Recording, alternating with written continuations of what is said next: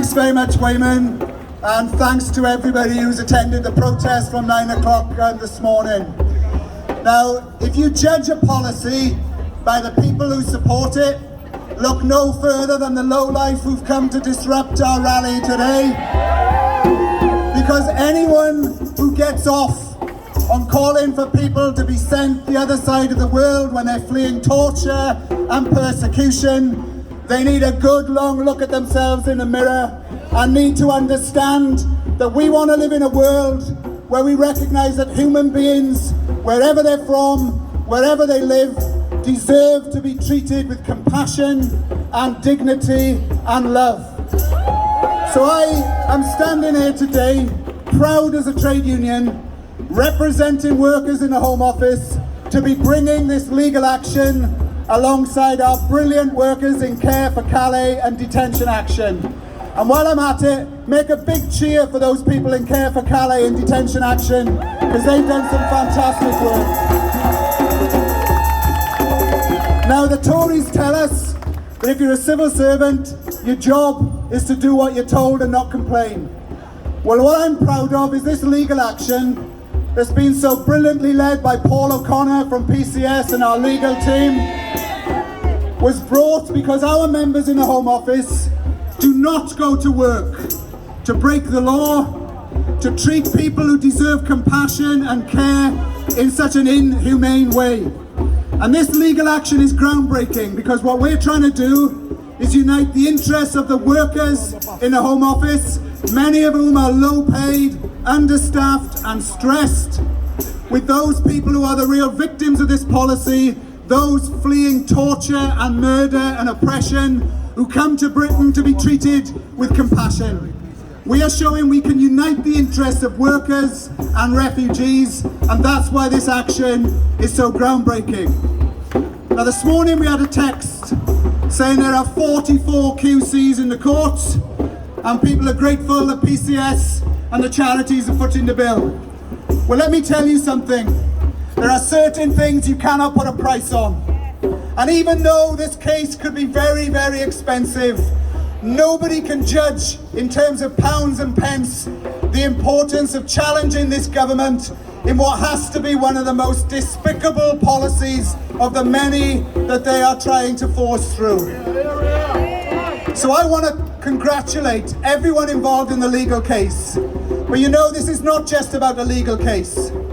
We've seen direct action, we've seen protests, picket lines and solidarity, showing refugees that there are people in this country who care about them. And let's remember that direct action we saw in Glasgow less than 2 years ago when people from a community stopped people being forcibly removed. And that's what we've got to talk about now.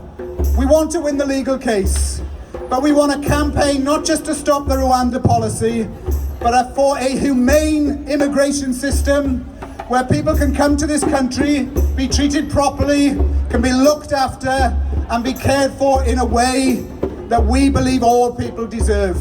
Whatever the colour of their skin, whatever part of the globe they're fleeing from, this is a country with the 6th biggest economy in the world, and we can do better than this.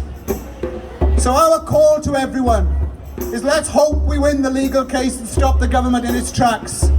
But whatever happens this week in the court, let's make sure in every town, every community and every workplace that we unite people.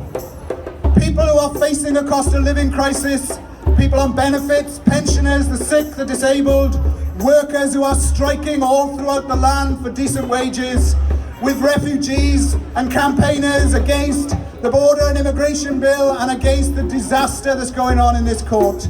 That's what we need.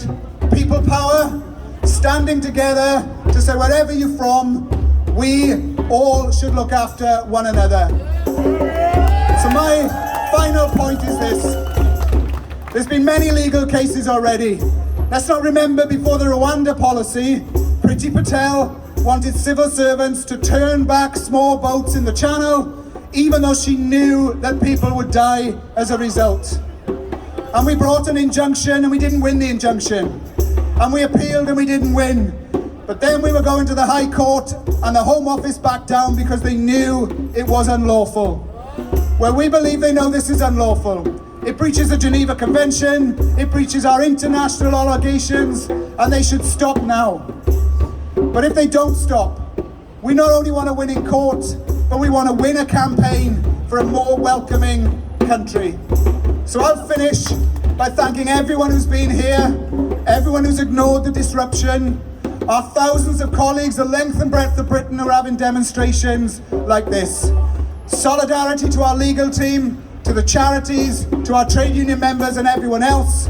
Let's see victory in the High Court, but most importantly, the real victory is when we have a government and a society that cares about everyone, wherever they're from, whatever their colour, whatever their background.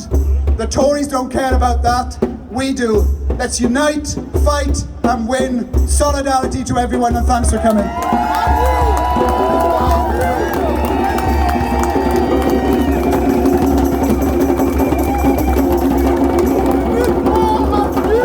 Thank you very much, Mark Serwotka, the General Secretary of the PCS. Solidarity.